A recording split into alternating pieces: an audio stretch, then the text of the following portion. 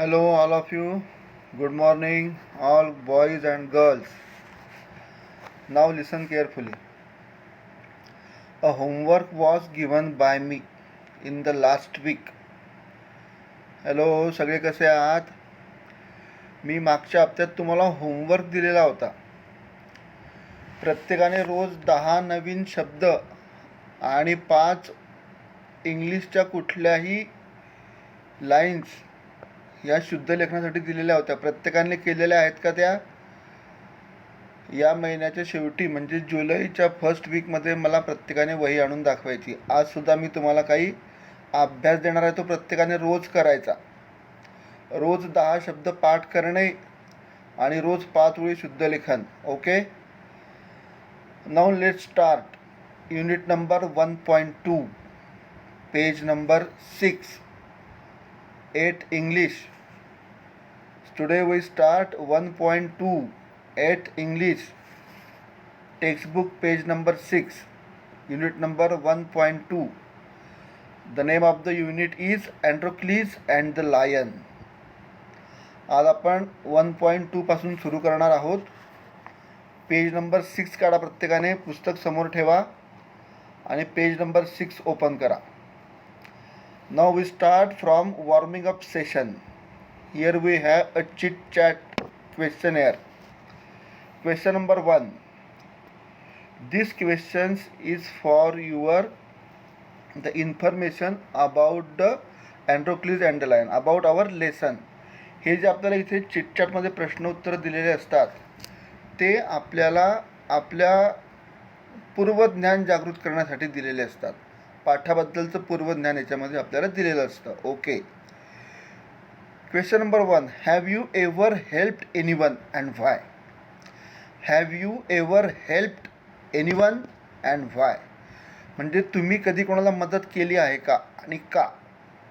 तर yes, answer will be the yes. I have helped Saket because he is my best friend. किंवा प्रत्येकाचं इथे वेगळं नाव येईल. Yes, I have helped my friend.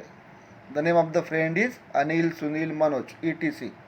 Because he is my best friend, कारण तो माझा एक चांगला मित्र आहे. Question number 2. How did you help him or हर? तुम्ही त्याला कशा प्रकारे मदत केली?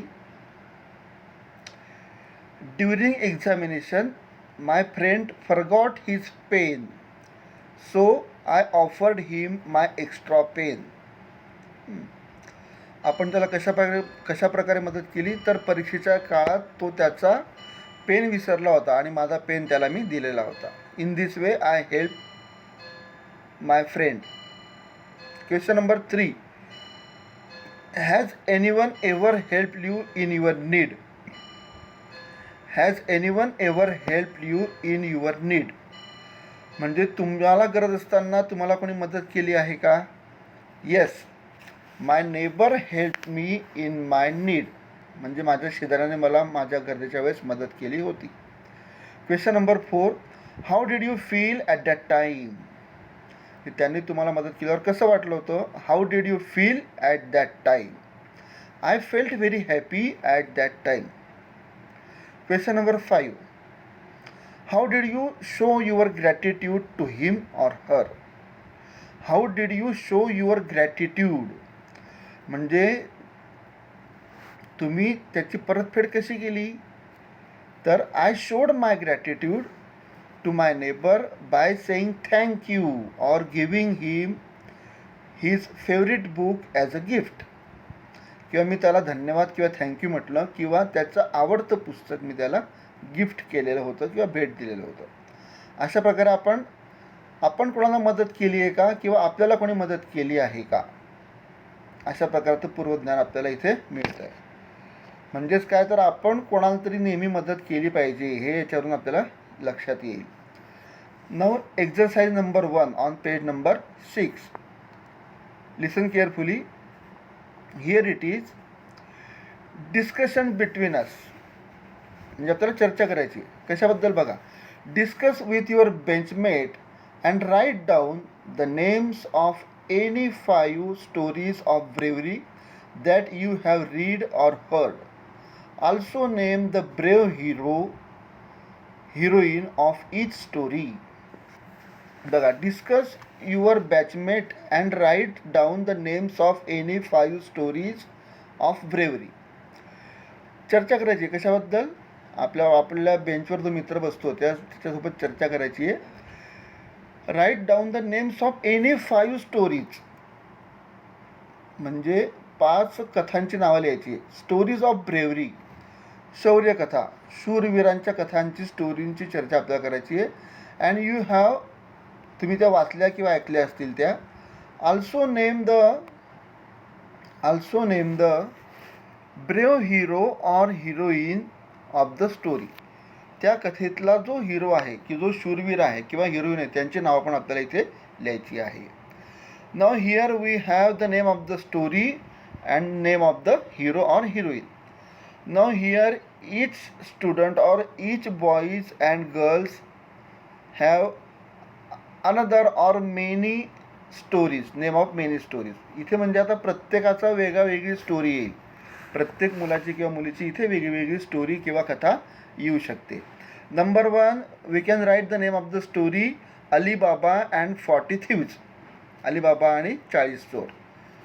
आणि त्यांचा हिरो कोण आहे तर Ali Baba. Then the brave little Ramu, the story of brave little Ramu. आपल्याला कथेचं नाव लिहिता येईल आणि जो हिरो त्यातला रामू नावाचा लिहिता येईल. देन द राणी ऑफ झाशी, झाशीची राणी. कोण होती हिरोईन? झाशीची राणीचं नाव काय होतं तर Lakshmibai, Rani Lakshmibai. The name of the heroine of Rani of झाशी, Rani Lakshmibai. Then we can write a story of Ramayana. Ramayan आपण ऐकलेलं सगळ्यांनी.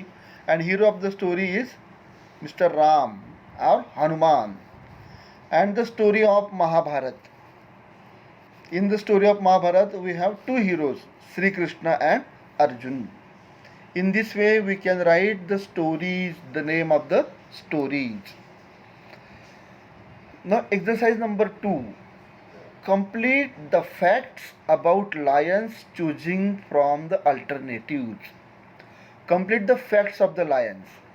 म्हणजे सिंहांच्या बाबतीतली काय सत्यता आहे त्या लिहायच्या आहे. Choosing from the alternatives. खाली आपल्याला अल्टरनेटिव्ह दिलेले आहेत, त्यातनं आपल्याला योग्य पर्याय लिहायचा आहे. We have to write the correct alternative from the bracket. Now number 1. Lions are called a dash dash of the jungle. Emperor, lord और king. Lions are called king of the jungle. जंगलाचे राजे कोण आहेत तर सिंह आहेत. सिंहाला काय म्हणतात? जंगलचा राजा. So the answer will be the king. Number 2, lions belongs to the dash dash family of animal. Lions belong to the dash dash family of animals. Lions belong to the cat family of the animal. म्हणजे cat फॅमिलीशी संबंधित आहे. Number 3, lions are dash dash animal. Carnivorous, herbivorous and omnivorous. The answer will be the carnivorous. Lions are carnivorous animals. Number 4, dash dash lions have a mane around their neck but lioness do not have it. Means the male lions have a mane around their neck but lioness do not have it. Means male lions. Number 5, a group of lions is called a dash dash. A group of lions is called a pride. Pride, pride. Number 6, lions attack only when they are dash dash. Lions attack only when they are hungry. Okay. Now page number 7. Now Androcles and the lion. Page number 7. I will read the first passage of the story. Please listen carefully. Put your finger on the first line. Put your finger on the first word of the first line. प्रत्येकाचं लक्ष पुस्तकात पाहिजे. प्रत्येकाने ओळीवर बोट ठेवा. आता ओळीच्या पहिल्या शब्दावर बोट ठेवा त्या प्रत्येकाने. I will start the passage number 1. The name of the story is Androcles and the lion. Now listen carefully. Long, long ago, there lived a kind, gentle, and courteous man called Androcles. But he had a very cruel master. In those days, kings, nobles, and other wealthy men used poor people as their slaves. Androcles was a slave. The slaves were forced to work for their masters. They had to do what their masters told them. They had no freedom, no rights. Even when they were unhappy with their master, they could not leave him. They were bound by law to obey their master, however wicked he might be. Okay. Now here it is. This is the story of the Androcles and the lion. The characters in this story are Androcles. Androcles was a slave and the lion. Now listen, we go line by line. Long, long ago there lived a kind, gentle and courteous man called Androcles. There was a man and the name of the man was Androcles. How was he? He was means Androcles was a kind, gentle and courteous man. अँड्रोक्लिस कसा होता तर अतिशय दयाळू होता, अतिशय शूरवीर हुशार होता. अँड कर्टियस मीन्स नम्र होता. What is the meaning of courteous? Courteous means polite. Polite म्हणजे नम्र. कर्टियस बघा इथे दिलेलं आहे. Courteous means polite, POLIT. Polite म्हणजे नम्र. लॉंग लॉंग एगो, फार फार काळापूर्वी, देअर लिव्ड अ काइंड म्हणजे अतिशय दयाळू होता, जंटल अतिशय हुशार होता, बुद्धिमान होता, अँड कर्टियस म्हणजे नम्र. The name of the man is Androcles. Androcles नावाचा एक व्यक्ती तिथे राहत होता. But he had a very cruel master. But he lived to his cruel master. Cruel master म्हणजे क्रुएल म्हणजे दुष्ट, क्रूर. मास्टर म्हणजे मालक. तो त्याच्या अतिशय क्रूर आणि दुष्ट अशा मास्टरकडे राहत होता, मालकाकडे राहत होता. In those days Kings, nobles and other wealthy main use poor peoples as their slaves. Means at that days kings, nobles, kings म्हणजे राजे, महाराजे, and other wealthy men म्हणजे अतिशय जे गर्भ श्रीमंत ज्या व्यक्ती त्या काळात राहत होत्या, they used poor people म्हणजे गरीब लोकांचा ते वापर करत होतात. कशासाठी? as their slaves. slaves म्हणजे गुलाम, SLAVES. slaves म्हणजे काय? गुलाम. त्या काळातले जे श्रीमंत सरदार होते, श्रीमंत राजे होते, गर्भश्रीमंत जी लोक होते, ते गरीब लोकांना त्यांच्याकडे गुलाम म्हणून ठेवत असत, गुलाम म्हणून त्यांचा वापर करत असत. अँड्रोक्लीज वॉज अ स्लेव. अँड्रोक्लीज कोण होता? He was a slave. Slave म्हणजे गुलाम होता. The slaves were forced to work for their masters. Slaves were forced to work. Forced to work means जबरदस्तीने काम करणे. The slaves were forced to work for their masters म्हणजे गुलामांना त्यांच्या मालकासाठी जबरदस्तीने काम करून घेण्यात येत असे. They had to do what their masters told them. Means slaves have to do. गुलामांना काय करावं लागत असे तर त्यांचा मालक जे सांगेल ती कामं त्यांना करावी लागत असत. They had no freedom, no rights. Freedom म्हणजे स्वातंत्र्य. म्हणजे मालकांना कुठल्याही प्रकारचं स्वातंत्र्य नव्हतं. नो राईट्स, त्यांना कुठल्याही प्रकारचे हक्क अधिकार नव्हते. राईट्स म्हणजे हक्क अधिकार, फ्रीडम म्हणजे स्वातंत्र्य. FREEDOM. फ्रीडम म्हणजे स्वातंत्र्य, राईट्स म्हणजे हक्क किंवा अधिकार. Even when they were unhappy with their masters. जेव्हा ते त्यांच्या मालकाजवळ आनंदी नसत तेव्हा सुद्धा त्यांना जबरदस्तीने तिथे राहायला लागत असे. दे कुड नॉट लिव्ह हिम. ते त्यांना सोडून जाऊ शकत नसत. They could not leave him. They were bound by law to obey their masters. They were bound by law. बघा, bound by law means strictly force to follow the law. Strictly force म्हणजे त्यांना जबरदस्तीने कायदा पाळण्यास भाग पडत असे. Strictly force to follow the laws. जबरदस्तीने त्यांच्याकडून नियमांचं पालन करून घेण्यात येत असत. ओबे म्हणजे आज्ञापालन करणे. OBEY ओबे म्हणजे आज्ञापालन करणे. म्हणजे त्यांच्या मालकांची त्यांना आज्ञा ही मानावीच लागत असे. त्यांच्यावर तो कडक नियम होता. तो कडक नियम त्यांना मोडला जाऊ शकत नव्हता. हाऊएव्हर विक्ट ही माइट बी. म्हणजे किती दुष्ट होते ते. विक्ट आणि क्रुएल हे एकाच अर्थाचे दोन शब्द आहेत. Okay, now passage number 2. Now here it is in the first passage. We see how was their masters and what kind of conditions of the slaves in that time. म्हणजे त्या पूर्वीच्या काळामध्ये मास्टर्स म्हणजे मालक कसे होते आणि गुलामांची काय परिस्थिती होती हे आपल्याला पहिल्या पॅसेजमध्ये बघायला मिळते. Now passage number 2. I will read the passage number 2. Please listen carefully. Now passage number 2. Androcles did not like his heartless, wicked master. His master starved his slaves and often whipped them.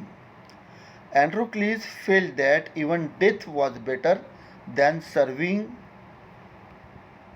his such master.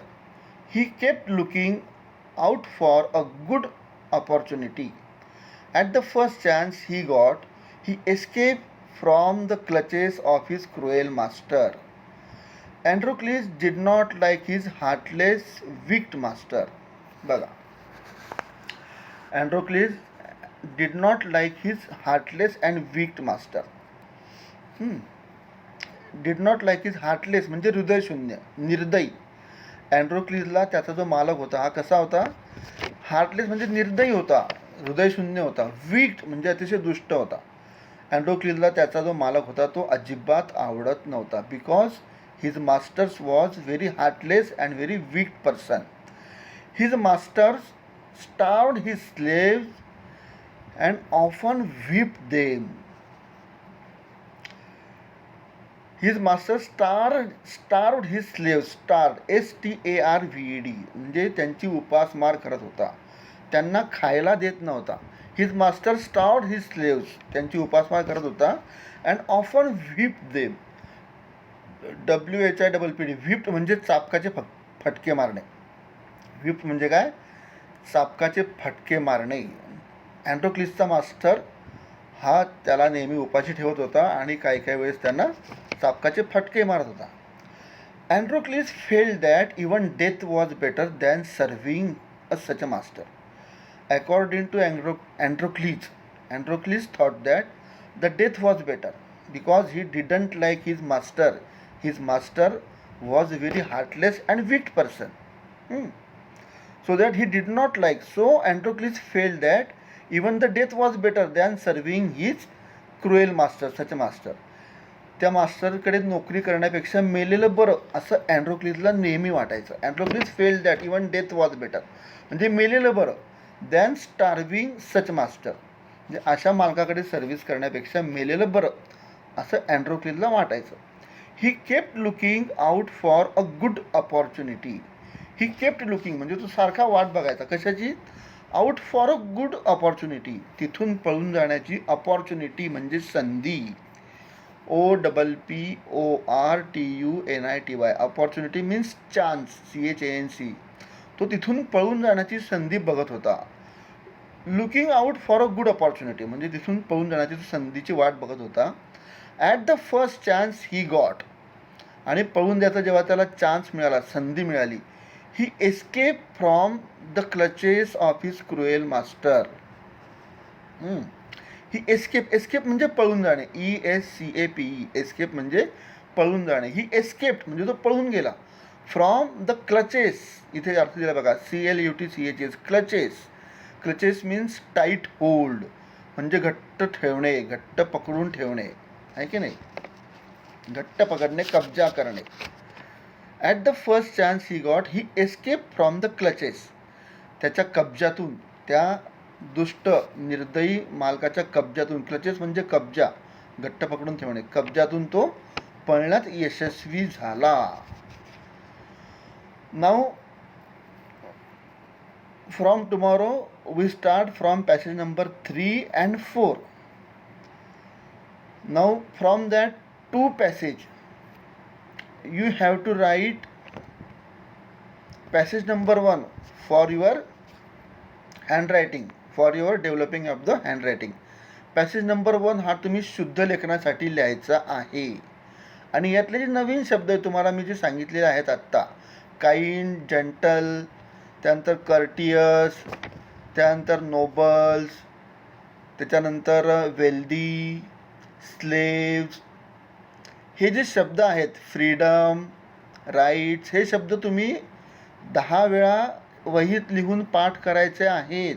प्रत्येकाने लक्षात ठेवा, हे जे शब्द तुम्हाला मी आत्ता सांगितलेले आहेत, हे नवीन शब्द तुम्ही एक शब्द 10 वेळा त्याचा स्पेलिंग आणि अर्थ लिहून पाठ करायचे आहेत. आणि महिन्याच्या शेवटी तुम्ही मला हे 10 शब्द आणि रोज लिहिलेल्या 5 शुद्ध लेखनाच्या ओळी शाळेत आणून वह्या दाखवायच्या आहेत. Okay, thank you. Have a wonderful and nice day. Take care of you and your family. सगळ्यांनी काळजी घ्या तुमच्या आणि तुमच्या कुटुंबाची. Okay, see you in the next period. Bye.